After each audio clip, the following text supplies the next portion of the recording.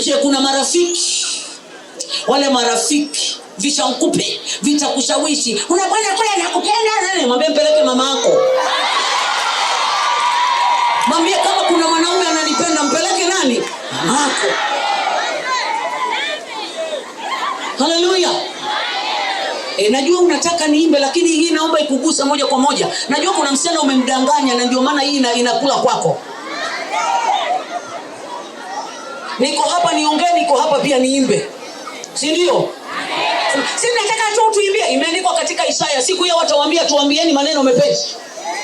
Tukiwaambia unachekelea na huku unaangalia kuna kidemu gani leo kimevaa vizuri kuliko kile kingine. Nakwambia hauchukui mtu yeyote mahali hapa. Na ukigusa msichana yeyote uoshwe, usiwahi kupana mpaka uje utoe ushuhuda kwamba nilitongoza msichana kwenye mkutano.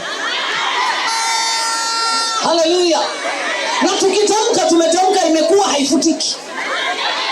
Sasa wewe kama kimwanaume kweli haki ya Mungu aishike, wewe tongoza msichana hapa. Nakwambia utawashwa Afrika Kusini, hautawahi mpaka unakuja hapa kutoa ushuhuda. Mimi nilitongoza msichana kanisani, kwa hiyo haya yamenikuta kwa sababu mahali hapa ni patakatifu ili Yanga.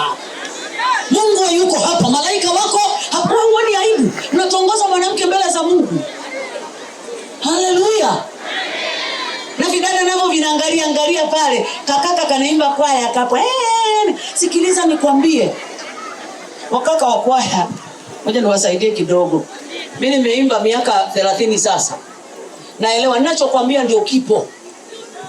Wakaka mmevaa vizuri, mnapendeza. Kuna vidada navyo vinawaangalieni hivi. Vipo vinaangalia. Lakini ukimpenda muoe, usimchezee. Si ndio? Wanakataa mimba. Wanakataga wao kuolewa.